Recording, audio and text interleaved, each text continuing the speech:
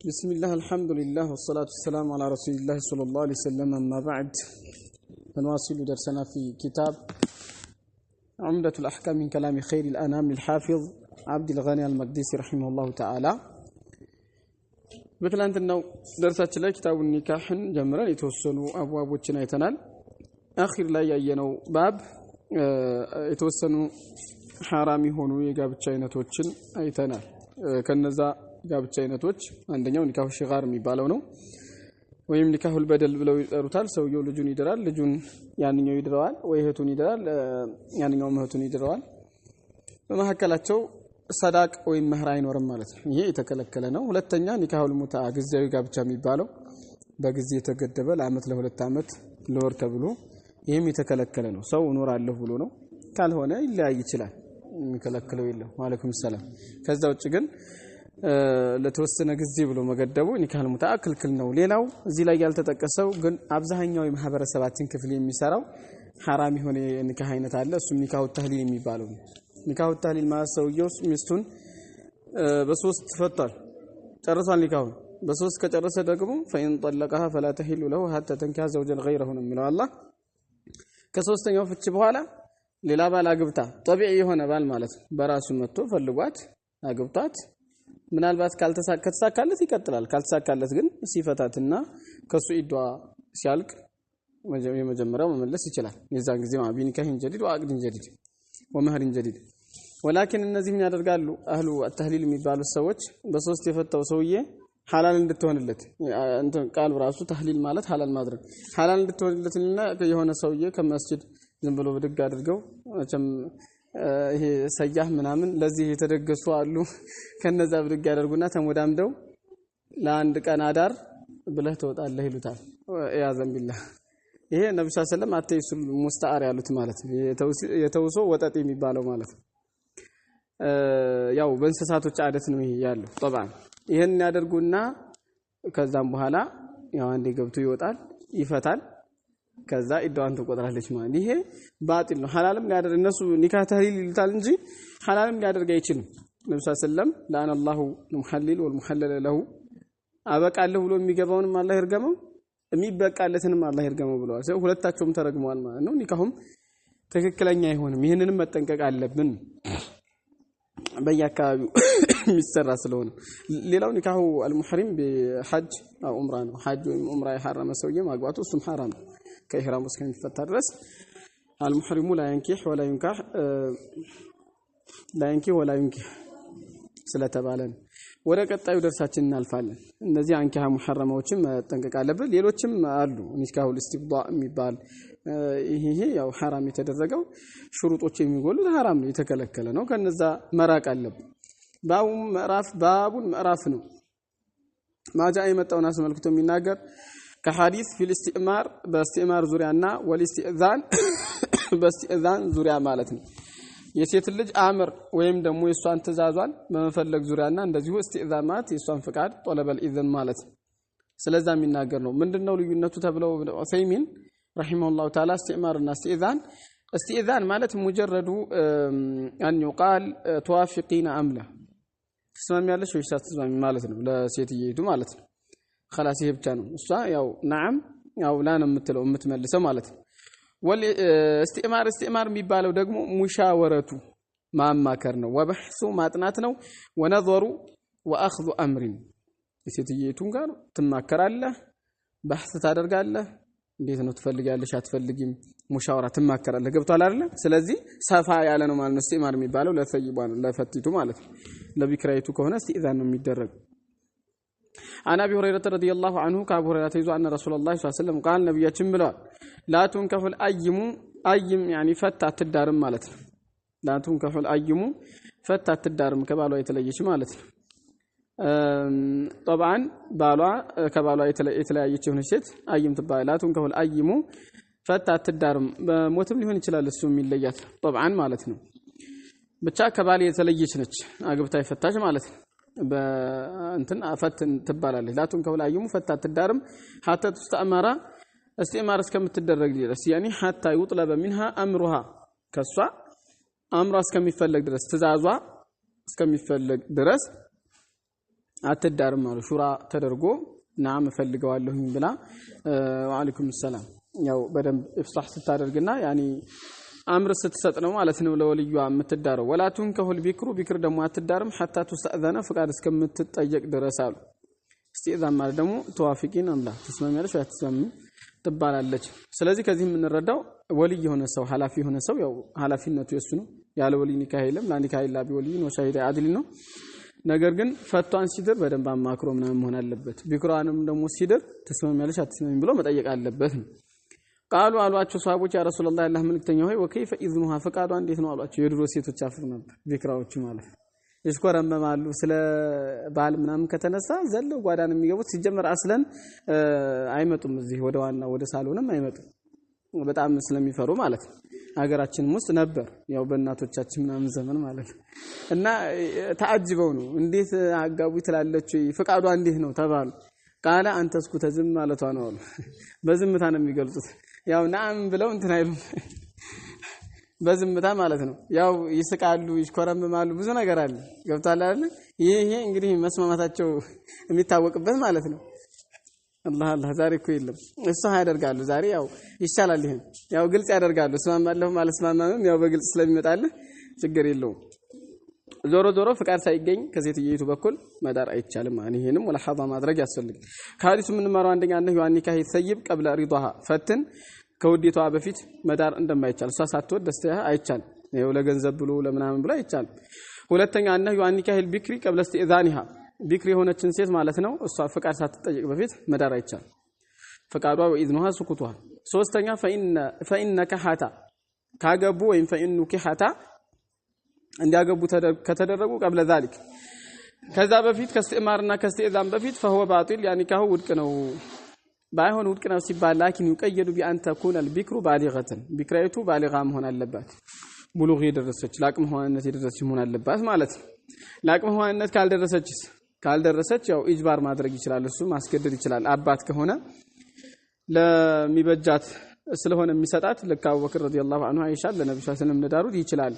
ኢዛን ጊዜ ኒካሁ ባጢል አይሆንም ማለት ነው ለምን እሷ ፍቃድ ስለማይኖራት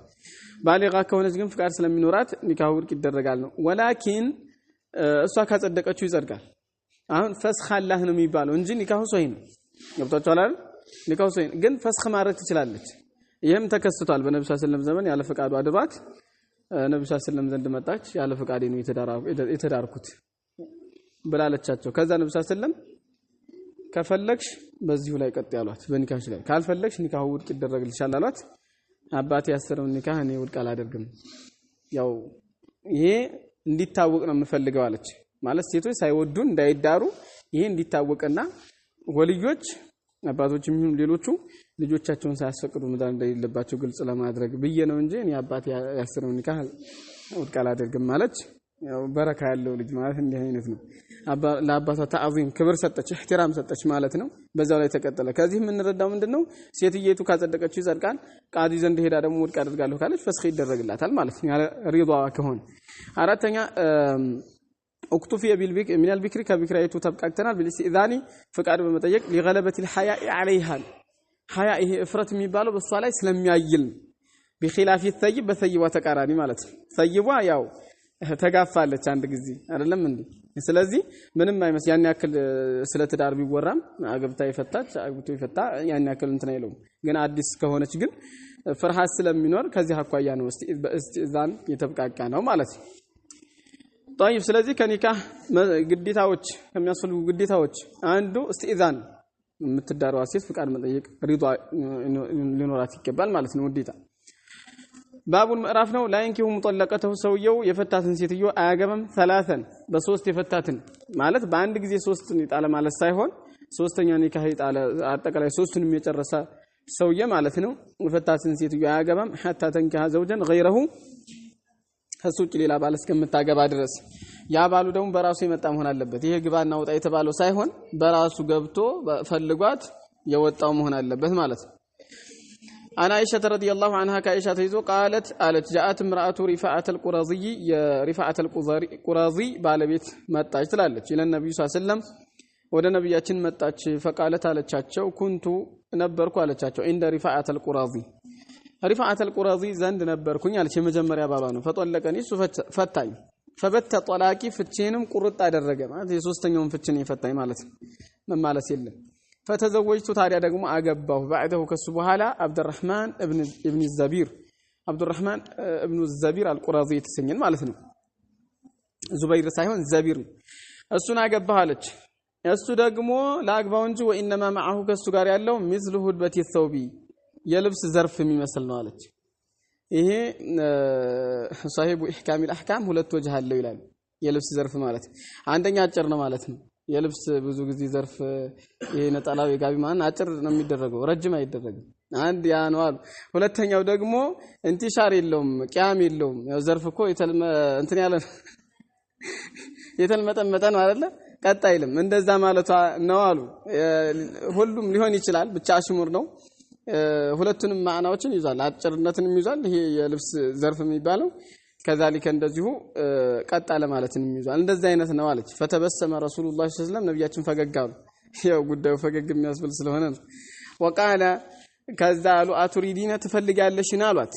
ያው ኢራዳ አይተውባት ነው አንተርጂ የምትመለሽ መሆንን ኢላ ሪፋአተ ወደ ሪፋአ ወደ መጀመሪያው ባልሽ የምትመለሽ መሆንን ትፈልጋለሽን ላ አይበቃልሽም መመለስ አትችይም አሏት አለይሂ ሰላቱ ወሰለም حتى تذوقي እስከምትቀምሽ ድረስ ዑሰይለተው የሱን ማር ተስጊሩ አስል ويذوق عسيلتك اسم ያንቺን ማር እስከሚቀምስ ድረስ وهذه كنايه عن لذة الجماع ሰውየው ግንኙነት አድርጎ ከሚገኘው ደስታ እያሸሞሩ ነው ነብዩ ሰለላሁ አንቺ የሱን ማር እሱ ደግሞ ያንቺን ማር እስከሚቀምስ ድረስ አይፈቀድልሽም አሏት አለይሂ ሰላቱ ወሰለም ከዚህም እንረዳው መጋባታቸው ብቻ በቂ አይደለም ማለት ነው ላቡድ ጂማዕ መገኘት አለበት ግንኙነት መገኘት አለበት ማለት ነው የጅማዓን ደስታ ሁለታቸው ማጣጣም አለባቸው ሌላው ከዚህ የምንረዳው ነገር ምንድነው ወደሱ መመለስን ትፈልጋለሽን ማለታቸው ነብያችን ሰለላሁ ዐለይሂ ወሰለም دليل على ان اراده المراه الرجوع الى زوجها ሴትየቱ ወደ መጀመሪያ ባሏ መመለስን ማሰቧ لا يضر العاقد عليها በሷ ላይ ኒካህ ያሰረውን ሰውዬ አይጎዳውም وانها ليس بذلك في معنى التحليل المستحق صاحبه اللعنه እርግማን የተገባው የሆነ ሰውዬ ጉዳይ የሚደርስባትም አይደለችም ምክንያቱም በእጁ አይደለማ እሱ አሁን ለላይ ብትል መለየት አትችልም እሱ ካልፈታ ኒካሁ ውድቅ ስለማይሆን ያው ኒካሃቸውን የሚጎዳው ነገር የለም ነው እሷ ወደ መጀመሪያው ባሏ መመለስን ብትነይት ማለት ሌላ ባል ስታገባ ይሄን ነው የሚያመላክተው አሉ ቃለች አይሻ ረዲየላሁ ዐንሃ ወአቡ በክር عنده አቡ በክር ነብዩ ዘንድ ነበር ይሄን ስትል وخالد بن سعيد بالباب خالد بن سعيد የሚባለው ሱሐቢ ደግሞ በሩ ላይ ነበር ينتظر ان يؤذن له እንዲፈቀድለት እየተጠባበቀ ማለት በሩ ላይ ሳያስፈቅዱ አይገቡም አደቡ እንዲፈቀድለት እየጠየቀ በሩ ላይ ነበረ ፈናዳ ተጣራ ጮክ ብሎ ማለት ነው ኒዳ ማለት ከፍ ባለ ድምጽ መጣራት ነው የአባ በክሪን አባ በክር ሆይ አለው ይሄ ኻሊድ አላ ተስማው አትሰማም ወይ ለሃዚህ ወደዚህ ሴትዮ ማተጀሃሩ ቢሂ በሱ ኢፋ የምታደርግበትን ነገር እንደ ረሱልላህ ሰለላሁ ዐለይሂ ወሰለም ነብዩ አጠገብ ግልጽ የምታደርገውን ነገር አትመለከትም ወይ ምን አይነት ጉር ነው የምታወራው ማለት ነው እንግዲህ طيب على اي حال ነብያችን ሰለላሁ ዐለይሂ ወሰለም ይቅራር አድርገዋታል ያው እንዲህ አይነት في مقام الاستفتاء ሴትዮ በእንደዚህ አይነት መልኩ ብትጠይቅ ችግር የለውም ሐዲሱ ምን ማራ አንደኛ ان المراد بيبت الطلاق هنا እዚህ ቦታ ላይ ፍችን ቁርጥ ማድረግ የተፈለገው الطلقه الاخيره من الثلاث ከሶስቱ ፍቾች የመጨረሻው ፍች ለማለት ነው ይሄ ሶሂህ ሙስሊም ላይ የተረጋገጠ አለ فطلقها اخر ثلاث تطليقات ከሶስቱ ፍቾች የመጨረሻውን ፈታት ማለት ምክንያቱም በአንድ የሶስቱም መጣል አይቻልም የተከለከለ ነው አንድ ሰው በአንድ የሚጥለው አንድ ኒካህ ብቻ ከዛ ረጃዓ ብሎ ነው ኒካሁ ተመለሰ ከዛ እንጂ አንዴ ፈትሻለሁ አለ ተፈታል አሁን ፈትሻ ምን ነው የሚፈታት የተፈታነ ተህሲል الحاصل እኮ የተፈታን ነገር መፍታት ገብቷል ፈትቻለሁ አለ ግን መለሰ በሱ በኒካሁ ስር ተመለሰች ማለት ነው ከዛ ፈትቻለሁ ቢል እሺ ይሆናል ፈቶ ሲያበቃ ደግሞ ፈትቻለሁ ማለት ይሄ አይሆንም እንደዚህ በአንዴም ደግሞ ሶስቱም መጣልም አይቻልም ሁለተኛ አላ ይحሉ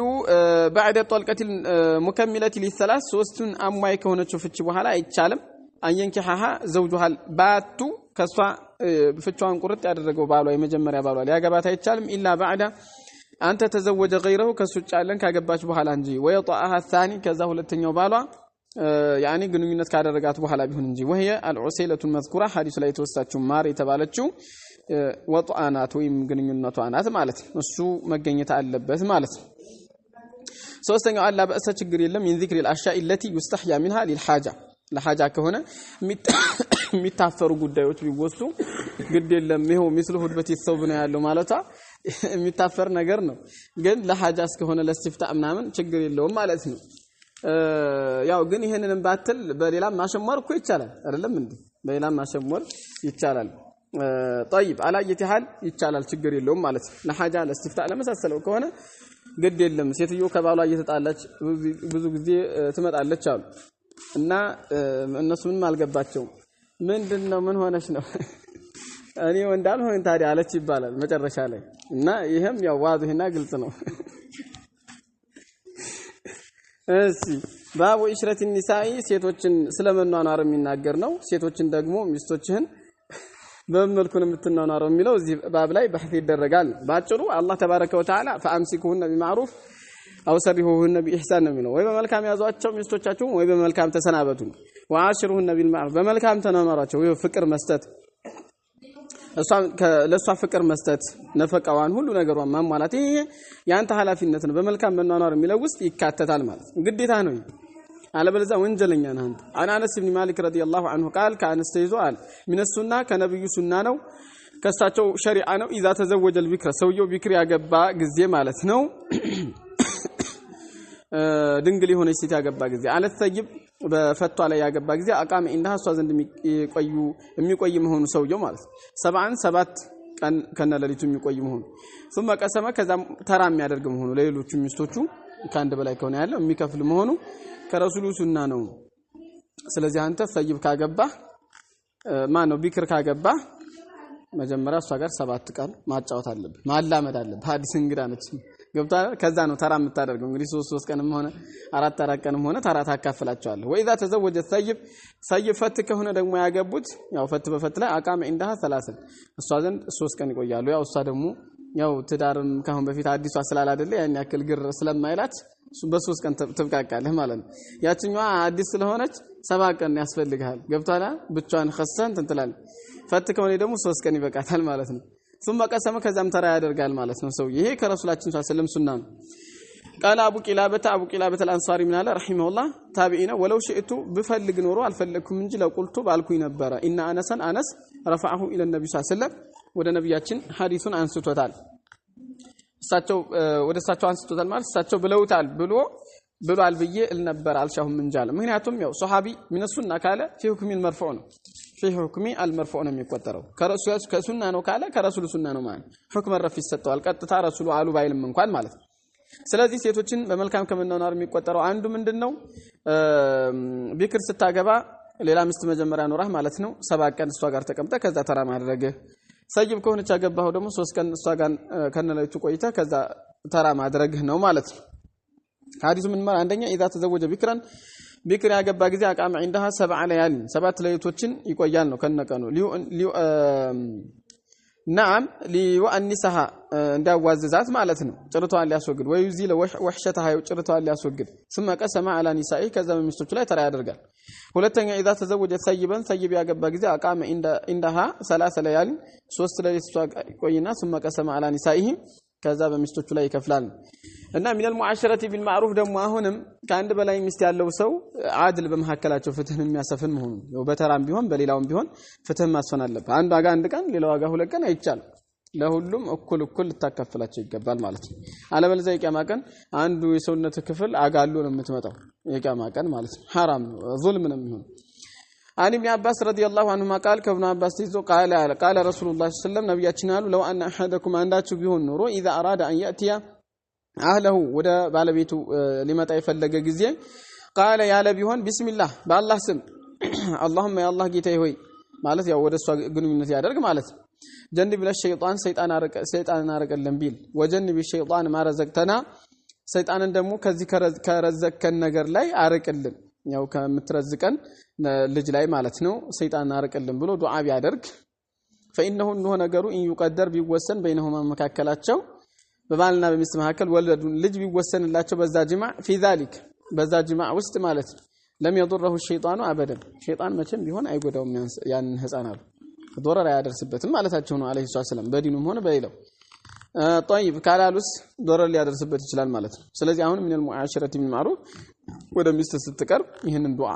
ሁሉ ጊዜ ያደረገ ቅረባት اللهم جنبنا الشيطان የሚለውን ማለት ነው። ይሄ እንግዲህ በማንኛውም ከባለቤት ጋር ግንኙነት ስታደርግ ነው። እንደ አወሊ አዚፋፍ ከሆነ መጀመሪያ ስታገባ ደግሞ መሽሩዕ የሆነ እጅህን ያው ያና ራሷ መጀመሪያ መሐል ላይ አድርጋ እንደዚህ ሙቀደመ ስላደርጋ ዱዓ ታደርጋለህ። اللهم اني اسالك خيرها وخير ما فيها واعوذ بك من شرها وشر ما فيها እያልክ የተባለውን ዱዓ ታደርጋለህ ማለት ነው። ከሐዲሱ ምን ማረው ሲባው هذا الدعاء ይህን ዱዓ ማድረግ ተወዳጅ ሆኖ እንደል ጅማዕ የግንኙነት ጊዜ ሊየኩን ዊልዳኑ ልጆች እንዲሆኑ في حرز من الشيطان ከሰይጣን በመጠበቅ ውስጥ እንዲሆኑ ባለቤትን ስትቀርብ ይህንን ዱዓ ማድረግ من المشروع እና ከተደነገጉት ነው። አጠር አድርገውታል ባቡን ሙአሸረቱ النساء بالمعروف መሆን አለበት። ዋጭሩ አላህ በሸሪዓውም በአዳውም በሚታወቀው በመልካም መኖር አለበት ግዴታ ነው ማለት ነው። ቀጣዩ ባቡን ነህ ስለመከልከሉ የሚናገር ነው። عن الخلوة بالأجنبية ባዕድ በሆነች ሴት ከማግለል ስለመከልከሉ የሚናገር ነው። ይሄን ባብ ኪታቡን ኒካህ ላይ ያመጡበት ምክንያት ለምንድነው? ሰውየው ገና ለገና አገባታለሁ ካላት ሴትየይቱ ጋር ኸልዋ እንዳያደርግ ከጮኛይቱ ጋር ማለት ነው። ማየት ይችላል፣ ጮኛይቱን መመልከት ይችላል፣ ያገባት ዘንድ ከዛ ውጪ ኸልዋ ማድረግ አይችልም። ካያትም ከሰው ጋር ሆኖ እንደዛ መሆን አለበት ነው ከመህረሟ ጋር። አን ዑቅበት ኢብኑ አሚር ረዲየላሁ ዐንሁ ከዑቅባት ይዞ አነ ረሱላህ ሰለላሁ ዐለይሂ ወሰለም ቃል ነብያችን ብለዋል ኢያኩም አስተነቅቃችኋለሁ ወዱኹል አለ ኒሳ በሴቶች ላይ ዘው ይያሉ መግባትና አስተነቅቃችኋለሁ ነው። አጅነቢ በሆኑ ሴቶች ላይ በቃም فقال رجل من الانصار ከአንሷሮች የሆነ አንድ ሰው ይያላቸው ያ ረሱላህ አላህ መልእክተኛ ሆይ አፈራአይት الحموا አማች ሐሙንስ ያኒ አማችን አየህ ሆይ ማለት የባል ዘመዶችን ነው አጭሩ የባል ዘመዶችን እነሱ ቢገቡ በዛ በዘመዳቸው ሚስት ላይ ቢገቡ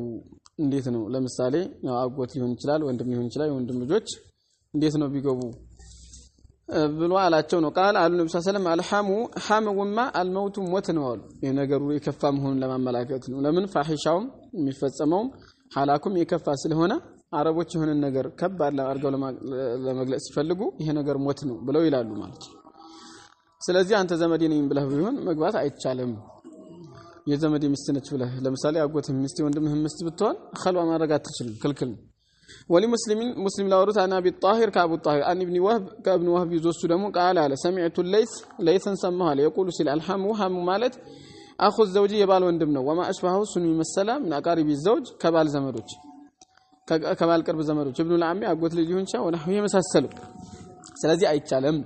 ከሐዲስ ምን ማሩ አንደኛ አንሁ ያኒ دخول الاجنبيات اجنبيات በሆኑ ሴቶች ላይ መግባት ክልክል መሆኑን والخلوه بهن በእነሱ ማግለል ክልክል መሆኑን ናም ያው አይቻል። ያው ዛሬ ግን ይሄ ተሳሁል ያለበት የሆነ ጉዳይ ነው። ተጠንቀቁ። ሰውየው ገና የወንድም ሚስት ነው ብሎ ዝም ብሎ ይገባል ይወጣል እሱ በሌለበት ያ ይበቃለት። ያጎት ሚስት ነው ብሎ አይቻልም፣ ክልክል ነው። ሁለተኛ ተህሪሙ الدخول هنا እዚህ ቦታ ላይ መግባት የተከለከለው ኢምባቢ ተህሪም الوسائل መዳረሻዎችን حرام ከማድረግ በኩል ሰደን لذريعه وقوع الفاحشه ፋሂሻ መከሰቱን የመከሰቻውን መዳረሻ ለመዝጋት ሲባል ለምን ፋሂሻ ይከሰታል? ما خلا رجل بامرأة الا كان الشيطان ثالثهما አንድ ወንድ በአንድ ሴት አያገልም ሰይጣን ሶስተኛቸው ቢሆን እንጂ እሱ ደግሞ ፋሂሻ ነው የሚያሰራቸው በመጥፎ ነው የሚያዘውና ማለት ነው። አላሁ المستعان። ስለዚህ መጠንቀቅ ያስፈልጋል ነው ይሄን ነገር። ሶስተኛ አልፍቲአዱ አማዋጢን ይዘለል ሰውየው ከድልጫ ቦታዎች መራቅ አለበት። ከድልጫ ቦታዎች ራሱን حرام ላይ የሚጥሉ ከሆኑ አካባቢዎች ድርሽ ማለት የለበትም መራቅ አለበት። አላህም ቁርአን ላይ ወላ ተቅረቡ ዚና ነው ዝሙትን አትቅረቡ ወደሱ የሚያቀርባችሁን ነገር ሁሉ አትፈጽሙ። ስለዚህ ከዚህ መጠንቀቅ አለብህ። ማግባት የምትፈልጋትን ሴት ደግሞ ማየት ትችላለህ። ነገር ግን ቢዱን ኸልዋ ሳታደርግ መህረሟ ከሷ ጋር ያለ ሆኖ ታያታለህ። ከዛ ከፈለካት ያው ሸሪዓው ያለውን ነገር አሟልተህ ታገባታለህ ነው። ኸልዋ ማድረግ ግን አይቻልም። هذا بالله التوفيق وصلى الله وسلم على نبينا محمد وآله وسلم